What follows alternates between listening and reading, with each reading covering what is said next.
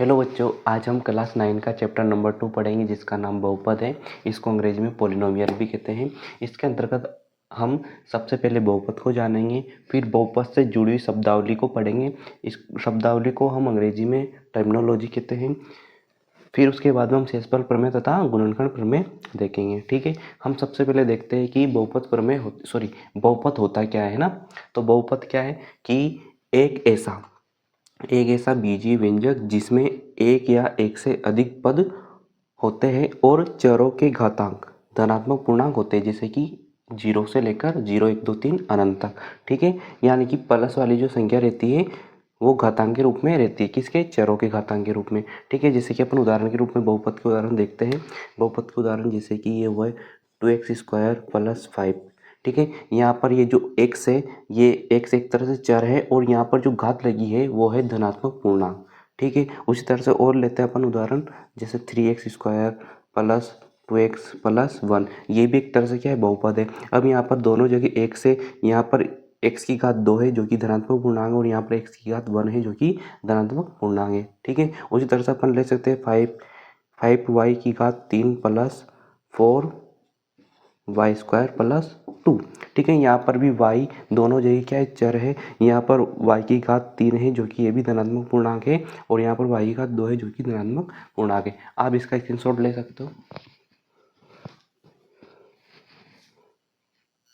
हाँ तो बच्चों, आपने स्क्रीनशॉट ले लिया होगा। अब हम बहुपद की शब्दावली को देखेंगे। ठीक है, बहुपद की शब्दावली में हम सबसे पहले देखेंगे पद क्या होता है। पद बहुपद का प्रत्येक भाग जो प्लस या माइनस चिन्हों द्वारा अलग होता है। ठीक है, जैसे कि ये 3x², 2x तथा एक अलग अलग क्या है? पद है। ठीक है, चर क्या होता है? चर यानी कि वेरिएबल। चर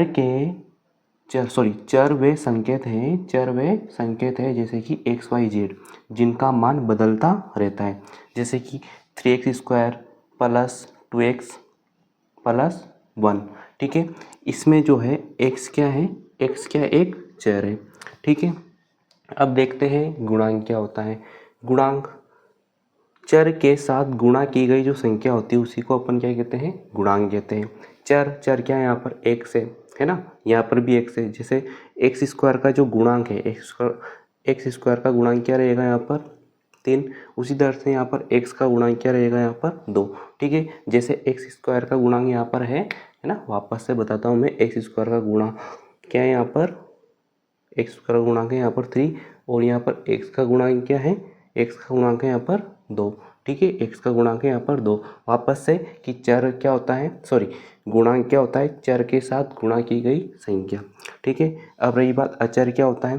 तो निश्चित संख्यात्मक मान जो कभी नहीं बदलता। जैसे कि ये जो बहुपद दिया हुआ है यहाँ पर आप लिखा हुआ है, वैसे ये जो बहुपद है 3x² + 2x + 1 जो यहाँ पर है 1 क्या है? यहाँ पर अचर पद है। घात बहुपद में जो चर की सबसे बड़ी घात होती है उसी को अपन क्या कहते हैं? बहुपद की घात कहते हैं। जैसे कि अब ये बहुपद है, इसमें सबसे बड़ी चर की घात क्या है? यहाँ पर सबसे बड़ी चर की जो घात है वो है 2।